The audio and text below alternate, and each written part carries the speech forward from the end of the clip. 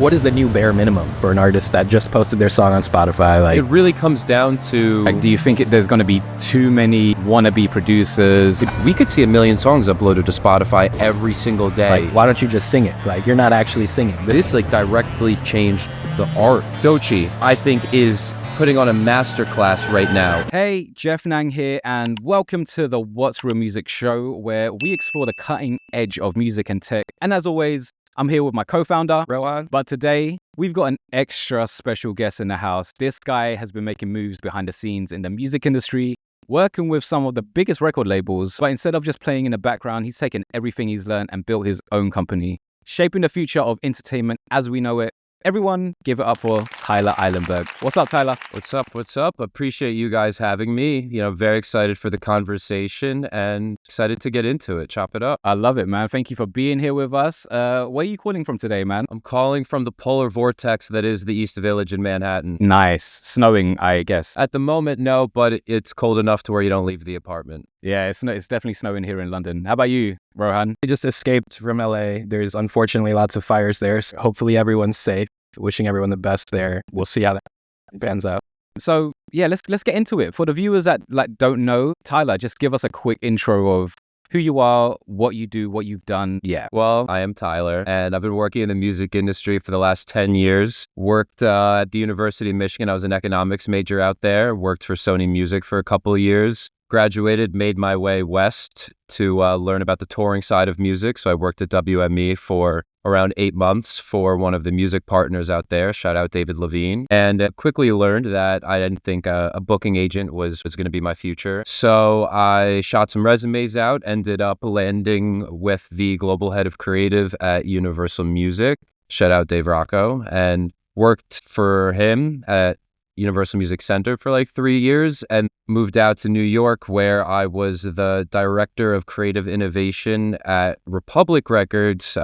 What that means exactly, I guess we'll get into on the podcast at some point. And now, 7 months ago, I launched my company called Deep Prints, which is an amalgamation of everything I have done over these last 10 years at the intersection of emerging tech, music tech, gaming, music, creative, marketing, fandom, and everything in between. You've had a journey, man. You've been from label to label. It sounds like it. Yeah, I mean, from Universal to Republic, from WME, have had from interning at Columbia Records too, I guess, in school. So I guess I've had a good run within the label system and developed a pretty solid understanding of the inner workings of how the majors work. Did you have a musical background?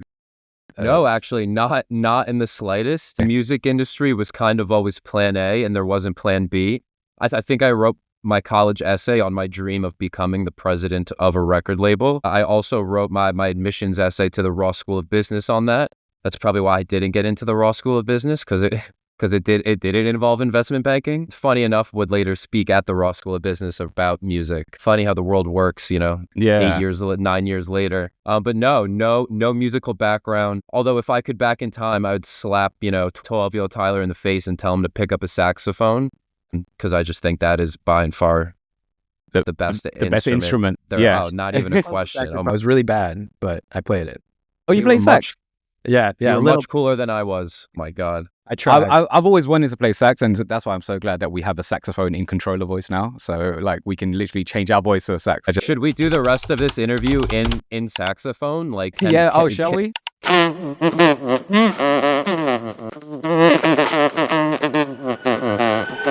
It seems like you've had a ton of experience with these labels. What was the reason why you thought to jump and do your own thing? Because it's a big move, right? To have all of these accolades and meet all of these people, and then say one day, okay, I'm just going to do my own thing. I've had enough. What was it and why? I think right now there is no better time in music to start a music and tech company, because of what is going on across both streaming services and social. Distribution has never been easier. Someone in their basement in Kentucky can reach people in Indonesia, South Korea, the entire continental US, literally anywhere in the world, because of the algorithms and the distribution channels that have been created through the Instagrams, through the TikToks. And as you can see, that has created a much larger group of people who create music, of artists, and then you parlay that with the advancements within actual music creation. I thought it was fascinating. The other day, I'm in a group chat with a lot of my friends from Michigan, and they all work within finance, real estate. One's an architect. And two of my friends went back and forth and just had a song battle. And every 2 minutes, a new song would come out. And it was fully produced, full lyrics, mixed, mastered, everything. And they have no musical background at all. Wait, how did they do it? Did they generate it? I got to check again at the platform they use. But I mean, these were like descriptive, detailed songs. Like the lyrics were very personalized. And that was kind of just like a light bulb moment. It's like, you go back 40 years ago and you needed expensive studio time. You needed the machinery. You needed 8 people in the room to mix, master, to produce it. You needed a sound engineer. And now, Billie Eilish creates a 5-time Grammy Award-winning album from her bedroom with her brother. And now, my friends are sitting in their office in Midtown Manhattan, sending fully created songs in, 30 seconds. Now, I don't think that's the future. And I hope my finance friends aren't the future of music and artistry. But I think it goes to show the overall trend of, we've seen such advancements within music tooling and creation, and you parlay that with the distribution networks that have been created with these algorithms on popular socials. It's never been an easier time to be seen. You don't necessarily need the record label to put you on Jimmy Fallon, Good Morning America, The Today Show, Z100, these historical amplifiers. Now an artist can walk into the building and be like, yo, I have 40 million followers on TikTok. Like, what does a deal look like now? Because it's probably not going to be historically what it was. And yes, and I guess long-winded, that's only creating more artists. And those are just more artists that need tooling to reach more fans. It's kind of like we're seeing a generational shift in music. And it's definitely like a new paradigm that we're entering, and it's kind of crazy. But I also think like I don't know if you agree, but do you think it's going to get saturated? Like, do you think there's going to be too many, wannabe producers and just spitting out like tons of generated music? 100%. I mean, look at even like prior to the proliferation of all of these AI tools in the last year and a half, there are 120,000 songs uploaded to Spotify every single day. I mean, that alone could already be deemed as saturation within the market.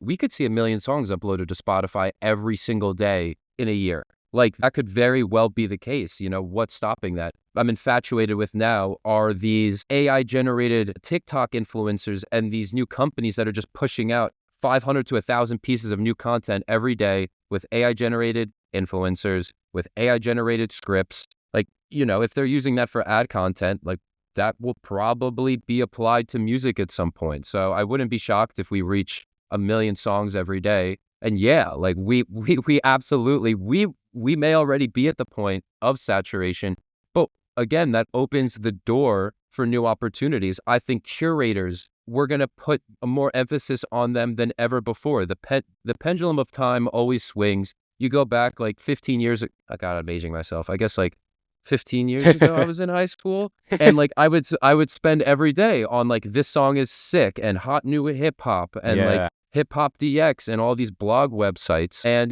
they were the curators. They were the arbiters of what was cool, of like what was in. And I think we're going to swing back to that direction where the last 8 years or so, the algorithm was kind of pushing us and pulling us to different places. But now going forward, I think we're going to go back to like the Anthony, Fantanos of the world. I hope I didn't pronounce his name wrong. And we're going to cut that out if I did. But like, those people of the world. But I don't think now it's going to take the form of blogs. It's going to take the form of curators and creatives on social media itself. But yeah, we're definitely at saturation, and it's only going to get more saturated. But it just gives rise to the curators of the world, the people that can filter through all the shit and be like, yo, this is real artistry. Place it on a pedestal and have the means of distribution to put it in front of people. And people will gravitate towards that. Like, people want the human element. I think people are getting sick and tired of just getting fed what the algorithm tells them to.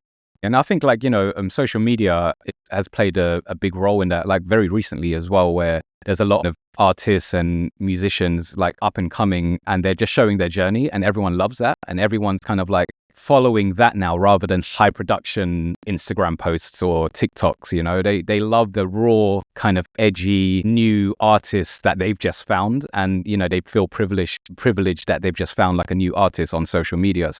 It's definitely helping. The saturation's there, but you're right, there's going to be space for everyone. And I think whoever brands themselves right and uses social in a way is going to excel more than others. And then there's going to be a place for AI music as well. There's going to be creators that are just talking about new AI music. And I think something else that's important to touch upon is almost like the nicheification of this. And that's something else that's been created through the algorithms, in the sense of you'll have these accounts on socials. It could be just literally like hyperpop daily or R&B daily. Like you're going to go into such specific niches and genres. And I think rarely you're just going to have the overarching, we cover every music genre, that's just not really where the success is going to be. It's going to be creating and being the voice within your hyper specific niche. And whether you're a person or it's like, whether Saving Connie or This Joint is Wavy, I think those are incredible curation accounts now on social media. But I think that's the direction in which we're moving. For those 120,000 tracks that are uploaded, I'm sure like 90% of those people aren't doing anything beyond making the music and uploading it to Spotify. So what's your advice for those people and the other 10% to actually compete? And like, what is the new bare minimum for an artist that just posted their song on Spotify? Like, how do they get traction? It really comes down to the story you're telling. I think more than ever, like storytelling and creative have never been more important to cut through all of the noise and differentiating yourself and ensuring you have this creative through line across all the visual touch points, within your building. You look at established artists like Tyler, the Creator. He's absolutely incredible when it comes to that. Every new album area he comes out is distinct from the last one. And it shows up across every visual element, whether it's the album art, whether it's the set design on tour, whether it's the music videos, whether it's the vinyl, the inserts, the CDs. They all have this creative through line. And now when you look at this emerging set of artists, the ones that are standing out are the ones, again, that are really leaning into elevated creative and just having that across. Like Doechii, I think, is putting on a masterclass right now of what creative can be across the TV episodes, her live performances, everything. She's killing it. She's crushing it right now. You look at someone else like Nasin out of Detroit. I mean, his On the Block freestyle was incredible. The storytelling element, and again, that shows up across everything he does. His creative is so elevated, and it's separating himself. When you see dilution and you see saturation and all this content, like you have to be able to cut through that, and creative and storytelling is the way to do that. So I think that is a key pillar, and you have to match that with just authenticity. Like you need to be you across everything. Like if on your music videos, you're, driving Lambos and you're living a lavish life, and then on your Instagram, you're just a humble guy, people aren't going to understand who you are. You need to be authentic to yourself. And you need elevated creative, and that needs to come across in every single touch point that you have, because you don't know if someone's entering your ecosystem through TikTok, through YouTube Shorts, through Instagram. So you have to make sure that you're the same across it. Going back to those artists like Tyler, like I love Tyler, like he's one of my favorite artists. Those guys are really the offspring of like the hip hop that we once knew, like where a lot of artists like the Nas's and the Wu-Tangs, they built like a experience. There was kind of like this experience that we all had listening to those albums and those old school artists. And I feel like Doechii and Tyler have come from that. They're like, it's like they've been educated from that era as well, and they've just taken it forward. So, you can see it come through the music, you can see it come through the visuals. Like it's kind of like how back in the day when like Missy Elliott came out with crazy visuals and Timbaland and stuff, and it was just like the future. So I feel like a lot of the new artists and a lot of the ones that just generate music and are just pumping out music, those are the guys that are just stuck in the studio, but they're not really thinking about, how they can kind of serve the art as well. And so that's kind of like where I see what you're saying, Tyler, with, separating yourself through visuals, through everything, just the whole experience as a whole. And I think something else, just quickly building on that, is like the way that you engage with your fans. Like, I think Russ has done such an incredible job with making fans family and inviting them into the creative process, whether that's through remix competitions, whether it's putting out his own app and putting his own money into the app. I think he spent like $40K making an app where fans could pick what songs they wanted to hear. Or someone like a Fred again, who has people send content from their live shows in the Discord, and then he uses that as Spotify canvases, or he'll take voice notes from fans and he spins that into a song. Like, fans more than ever want to be a part of the process. And that's nothing new. I mean, fans were making fan pages back in the day. You look at Grateful Dead. I mean, every Grateful Dead fan probably has made their own piece of merch, and that has what's made them so long and endearing. But I think now more than ever too, you need to be engaging with your fans. You need to be talking with them. Like, you look at artists who have, thriving Discords with tens of thousands of fans in there. Like, fans want the personal connection as well now more than ever. And it's important to lean into them. Like, if I was a new artist, I'd put a song out. Even if I had 10 fans, I'd send them all a Zoom link and I would hop into Zoom and I would talk to them and I'd say, yo, what's up? Mary, Jeff, Johnny, name. How are you? Like, let's get to, and by the way, like, then they have this emotional connection with you forever. And guess what? Then they're going to go tell their friends, be like, yo, I just hopped in a Zoom with my favorite artist. This guy's great. And guess what's the number one driver of discovery? It's going to be word of mouth from your friends. So by fostering that and stoking the fire, you get a network effect where now you have 10 other people as your de facto, on the ground marketers telling their friends like, hey, this artist is sick. He just hopped in here with me. Like, you got to check him out, and then it's going to snowball. Yeah, crazy. Yeah, I think that's underrated advice. Is like, a lot of artists are chasing that like massive number of streams. Like, oh, how do I get 1 million streams on this first record? But like, to get to 1 million, you have to pass 1, and you have to pass 10, and then 100. And so it's fine to like really take it into your own hands and find those 100 people, and make sure that they love your music. So with your experience with all of the labels that you've worked with, what's the whole sentiment about what we've just been talking about, like the future of music and how artists are, running their profiles and the distribution and everything like that? What's the sentiment in the environment of record labels? It seems like the sentiment now is it's more difficult than ever to create a moment. You need to now be more reactive than ever and be ready to pour gasoline on the spark, but it's very difficult to create the spark. So, we see this big shift instead of going as wide as possible and the focus being, we're just going to get as many eyeballs on this as we can, which, historically was the goal. It's almost now been flipped on its head. And it's, instead of going as wide as possible, let's go as deep as possible. Like, we already have this existing core group of fans. And if you're an artist signed to a record label, odds are you are going to have some, like, you're not starting from zero. Like, you are going to have some core group of fans that are following you. So the approach can be, okay, like, we have these 1,000 fans. Let's talk to them. How do we make their experience the better? Because I believe it's like 2% of your fans are making up like 20% of your streams, 50% of your merch sales. Those are your core consumer.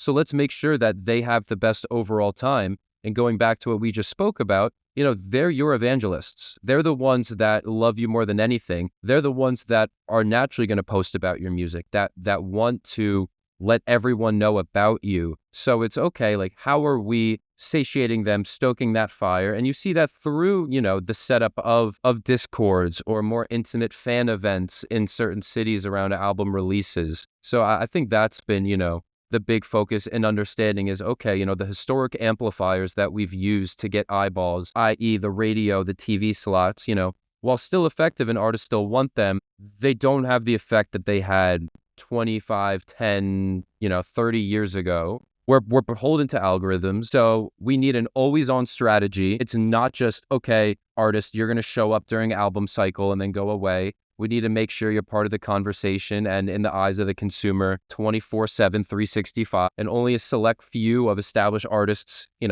cannot do that. No one can really be Kendrick Lamar and just come in and out.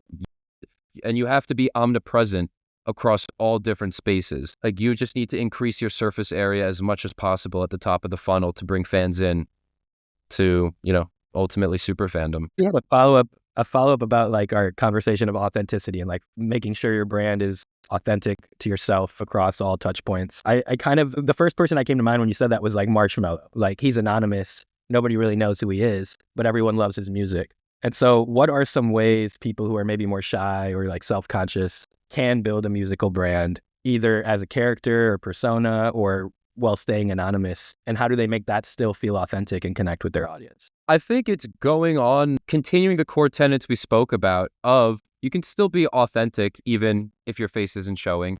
You can still have elevated creative across everything you do. And you can still engage with your fans in unique and intimate ways. I mean, you look at, Marshmello's never showed his face. Daft Punk never showed their face. Orville Peck doesn't show his face. And these are all really successful, established artists. So I think as long as you, hold true to those three core tenets we just discussed, whether you put, a bag over your head or an AI overlay over yourself. I mean, hell, look at the Gorillas. The Gorillas were animated and they crushed. So I think you just need to hold true to those three things and you can really achieve whatever you want. I was just going to say, it sounds like a big element of what real music is actually a lot of the things outside of the music.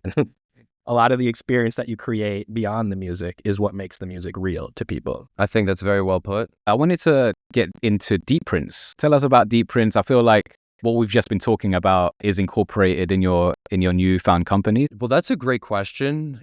Deep Print is this ball of clay that I'm molding each and every day. But at its core, it touches on everything that I have lived and worked and breathed within the last 10 years. One component, mainly it's rooted within, music's at its core. You can see that within the logo. You can see that with, my life and what I've done.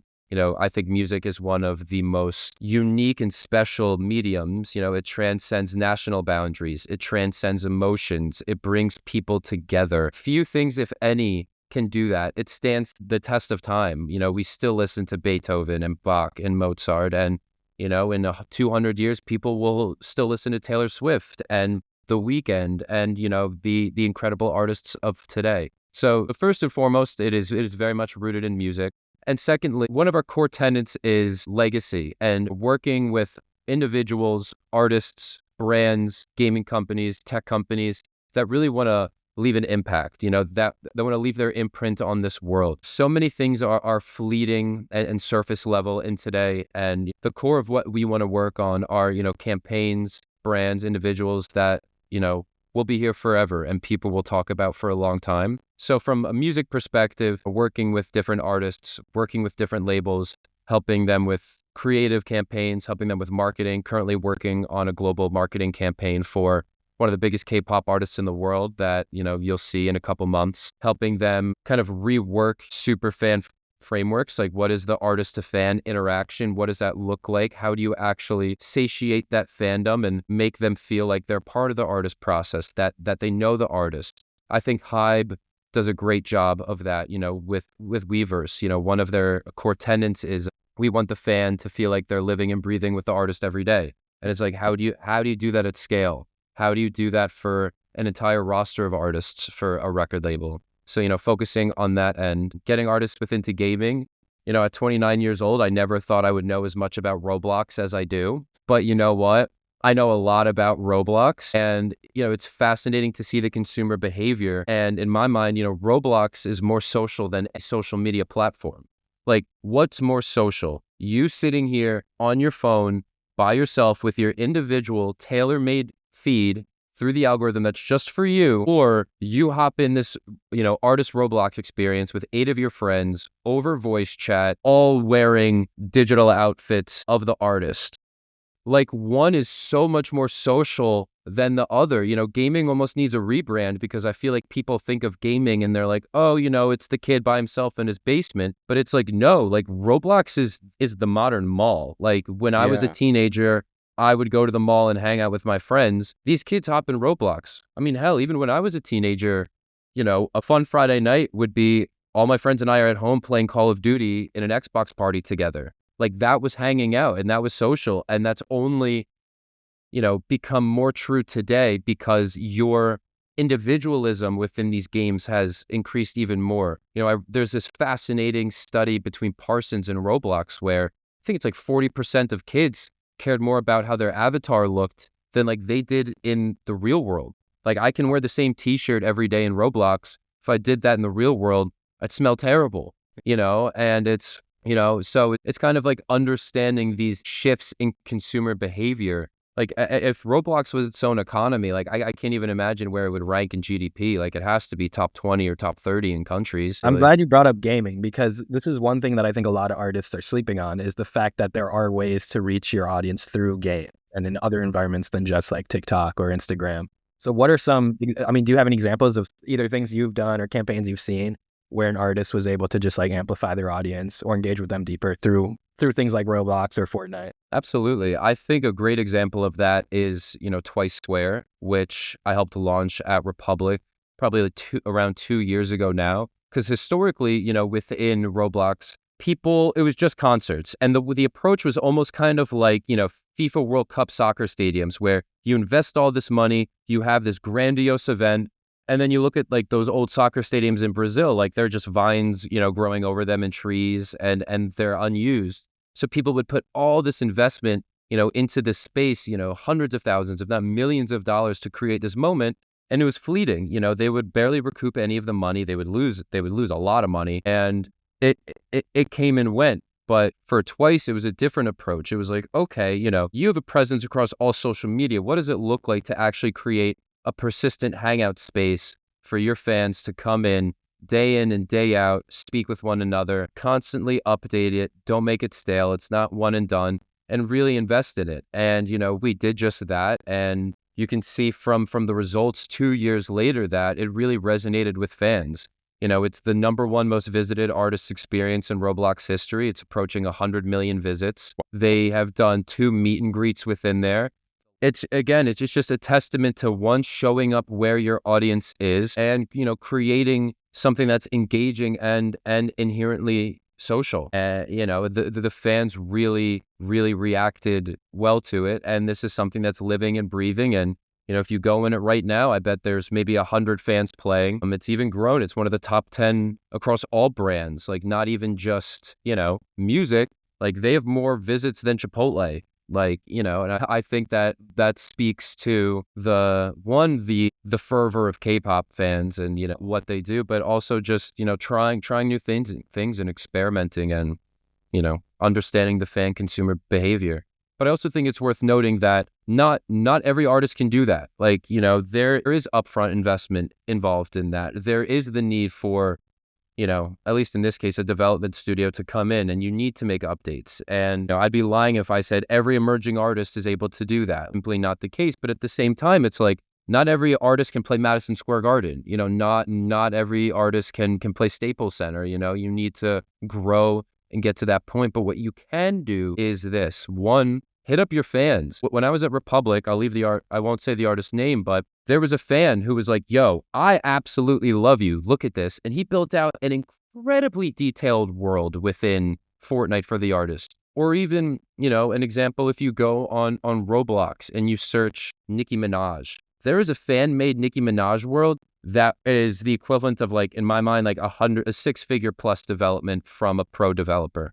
It is done so well, and a fan just did it because they love the artist. So in the same way that maybe 10 to 12 years ago, fans would go on Instagram and they would create a fan account to show their support, understanding that kids, I think it's like 70% of like 13-year-olds in the United States play this game, understanding that this is where the kids are spending time. See if they're down to build, like see if they are building. Hit them up, be like, yo, I really want to do something on Roblox. Are any of you there? Are any of you interested in working together? Like, I'm down to give you, tickets to my shows. I'll send you exclusive merch. We can hop on FaceTimes. Like, get involved. I'd be shocked if a fan didn't jump on that. By the way, the Roblox is open for anyone to develop and release your own worlds on it. So I mean, it might be for non-developers, it's probably not feasible, but for any musicians that have even rudimentary coding experience, you could probably make a Roblox world in a day that just features your music if you wanted. Yeah, Roblox is like akin to YouTube in the same way that YouTube's a two-way platform where you can go on and, half the consumers go on to watch the videos. And then you also have this cohort are the creators that post the videos. It's the same thing on Roblox. They have 30 to 40 million plus of these immersive experiences. So part of the cohort goes on to play. The other, cohort goes on to, create. And some of these experiences have billions and billions and billions of visits. These are, true things that drive culture. What would Crazy. you say, like the behavior you mentioned where it's like, okay, you've got these people who are actively creating and then people who are actively consuming that. I kind of see that kind of coming into the music industry and becoming like a new Spotify. Like what would Spotify look like and what would it entail if part of the audience could more actively co-create on the platform itself? And great question. I mean, I think we're seeing some of those behaviors bubble up on platforms like BandLab, where it's almost this mix of creations, SoundCloud, that's where David really got his start. But I think we're seeing beginning elements of it there. I'm honestly surprised that record labels aren't experimenting more within Roblox specifically, because I mean, look at the music video. In the early 90s, you had MTV and you had the birth of the music video. And you have this new moment where artists can tie this beautiful visual world to the audible story. And you can invite fans in entirely new ways. And with these immersive experiences, we're kind of at another watershed moment where artists can build out immersive, interactive worlds for fans to go explore. The music video is an inherently linear experience. You're sitting there, you're looking at the laptop and you're seeing it. And listen, like 12-year-old Tyler was glued to MTV and spent hours and hours and hours teleporting from one world to another. And I loved every single part of it. But now kids can do that in an entirely new way. We're going back to what we were saying. You can create a world around your album and 8 friends can hop in, talk to one another, explore it together, get decked out in all the clothing from that world. And, yes, if you want to do it well, it's going to take a 6-figure, maybe even less. Like, it's going to take an investment. You have to invest in it. And it's something where you need to update it regularly. You can't just create it and walk away. But all of that to say, like, 1, you can recoup through the sale of goods within there. 2, you're engaging and developing your audience in new ways. And 3, you're establishing a presence on this platform. You're getting followers. And 4, the content and the interactions that happen on this platform, they bleed off onto quote unquote traditional social platforms. Like, go on TikTok and look up Twice Roblox. If you add up all the views of those videos, it's probably hundreds of millions of views. And it wasn't from content created for this. It was based off of the Roblox experience. I think for Nicki Minaj as well, we created something for her on Roblox. And, the trailer for that, probably one of the top 10 most viewed TikToks of hers on her platform. So it just goes to show that, the secondary effects of building in these spaces almost check the boxes of what the music video does in the first place. Is there any other new spaces like up and coming, like a new Roblox, or like is there something new coming that might in the next 5 to 10 years be the next big thing where artists and companies can use? Because like Roblox been around for quite a while. If all this talk of the metaverse a couple of years ago, Roblox was truly that. It's shared experience. You have interoperability. You have a digital ecosystem, and they've really crushed it.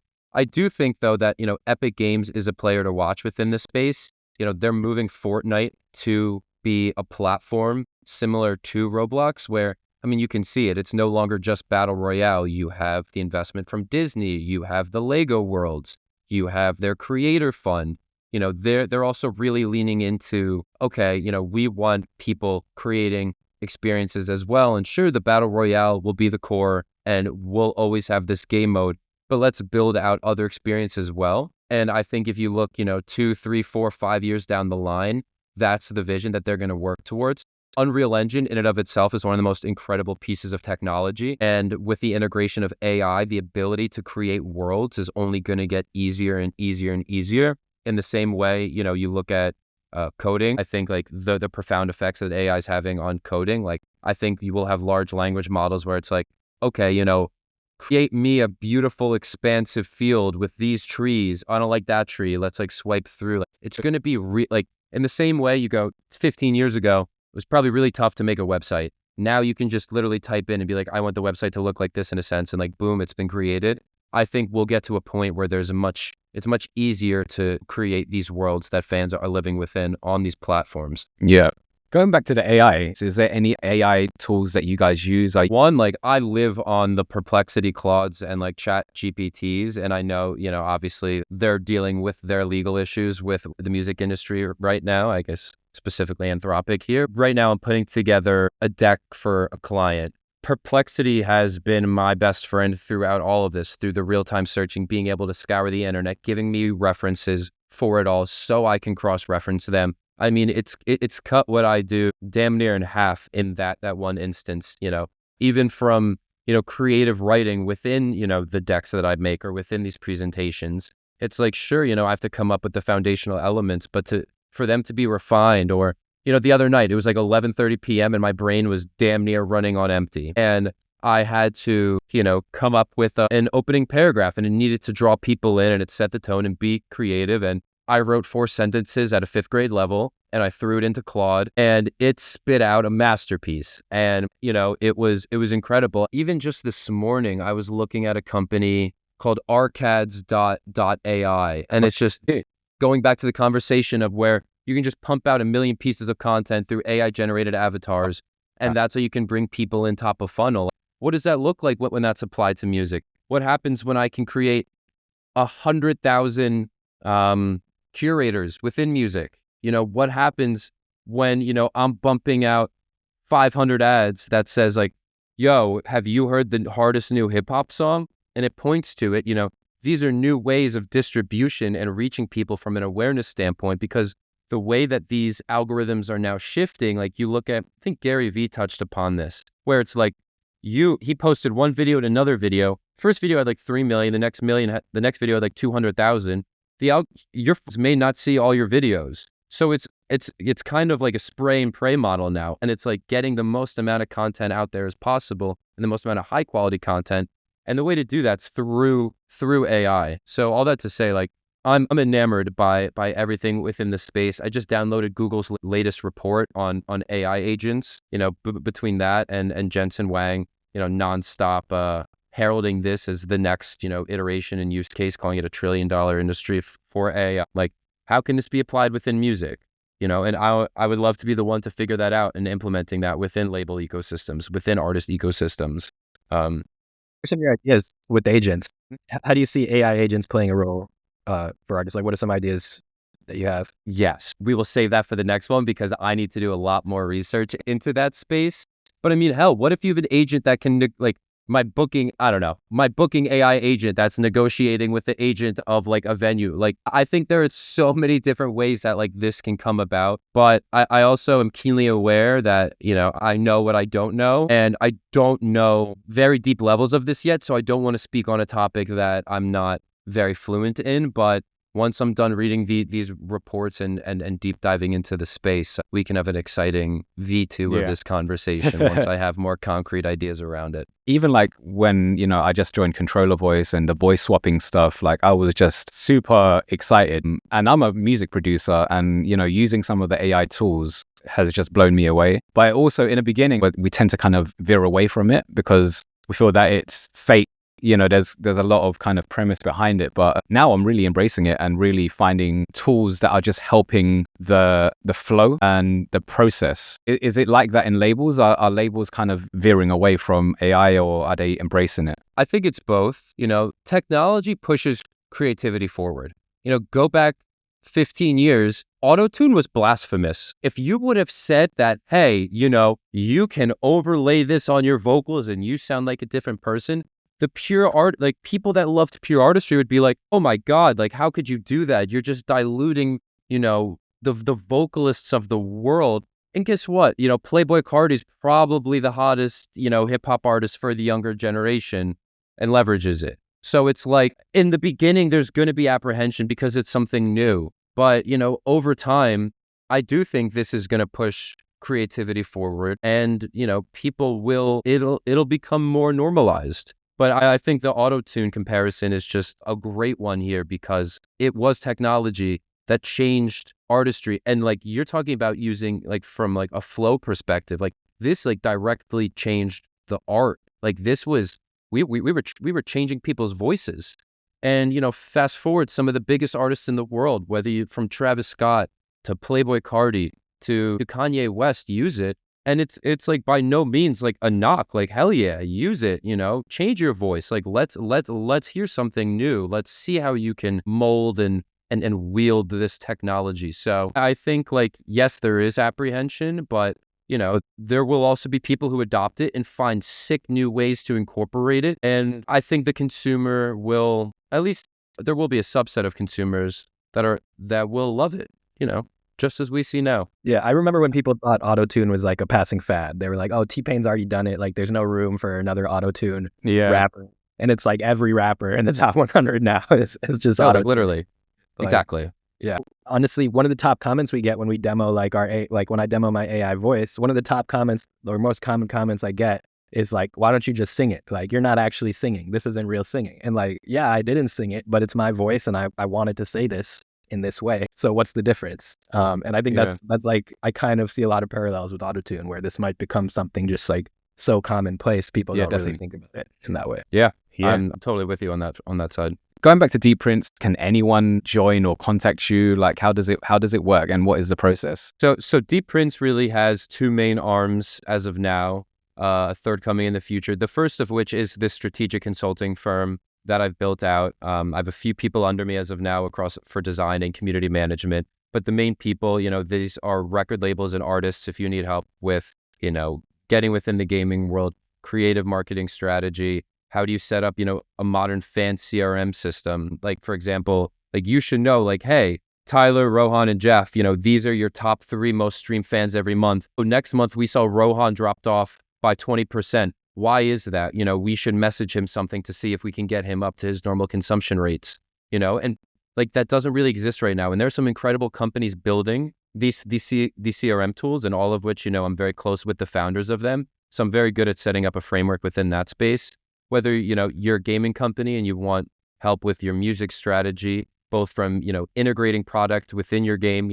I think something fascinating was Stinger of late. We launched that within, Twice Square, but that's pretty much a fully licensed product where people can listen to music within, gaming spaces, and help source artist partnerships. And if you're a music and tech company, I met with hundreds, if not damn near 1,000 music and tech companies to figure out what products and platforms we should be integrating, both from an internal efficiency standpoint, from a research standpoint, but also, for artists to connect with their fans and for their creative. So I have a great understanding of that ecosystem, what works, what doesn't, what holes to fill, and connecting people to the right people to get their products, used. And lastly, for just overall brands, like say you're a major sports league or you're a Fortune 500 company, you should probably have a music strategy. You should probably have a gaming strategy. And guess what? You should work with someone who has launched the most successful artist experience on Roblox, who understands the gaming ecosystem, who has the network. So if you fall in any of those 4 buckets, please email me. I'm right here. And then in 2025, there's going to be a technology arm as well, where I'm working on building a couple platforms and products that I will integrate into label ecosystems, artist ecosystems, to help from the fans and interaction, from a marketing perspective as well. So, that's getting built out right now. And I think for the second half of this year, we'll see the launch of those. And then at some point this year, the third arm, and I'm going to say it, I'm making a clothing line and I'm making a sneaker line because I love that shit. And that's what makes me happy. Growing up, I had shelves of Nike SBs. And as you can see from my logo, it is 2 footprints. You could be damn sure that those are going to go from 2D image to 3D on my feed at some point. Nice. And for my first campaign, my mom and my dad are going to be the models and they're going to be rocking them in New York City. And I got the whole image planned out and I can't wait for everyone to see it.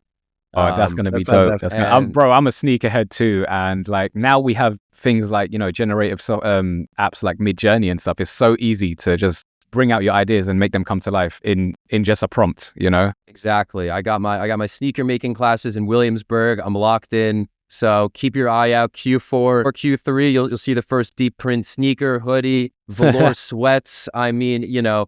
2025 is a year of all mediums are coming out for Deep Prints. This is, and that's going to go crazy as well because you're like a marketing genius. From this whole conversation. So look for my Roblox UGC of my Deep Prints shit. Yeah, you're going to be all over it. I can see it. If you're watching this right now and you're an artist and you want to get into audience development, creative strategy, or gaming with your music, definitely hit up Tyler. We've worked with him a ton at Control Voice at all his past labels, and I can't recommend him enough. Much appreciated.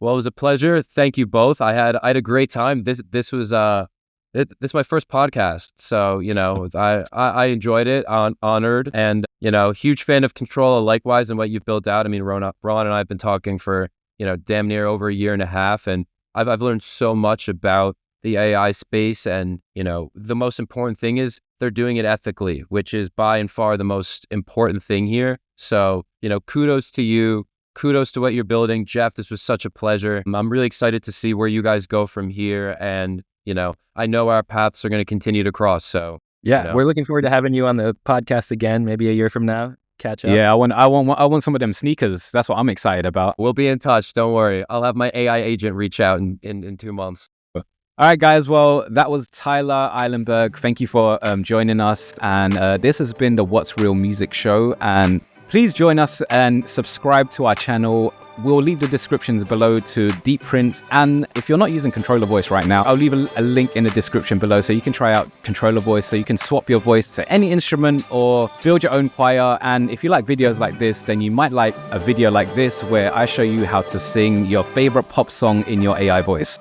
Catch you on the next one. Peace. Only saxophones, baby.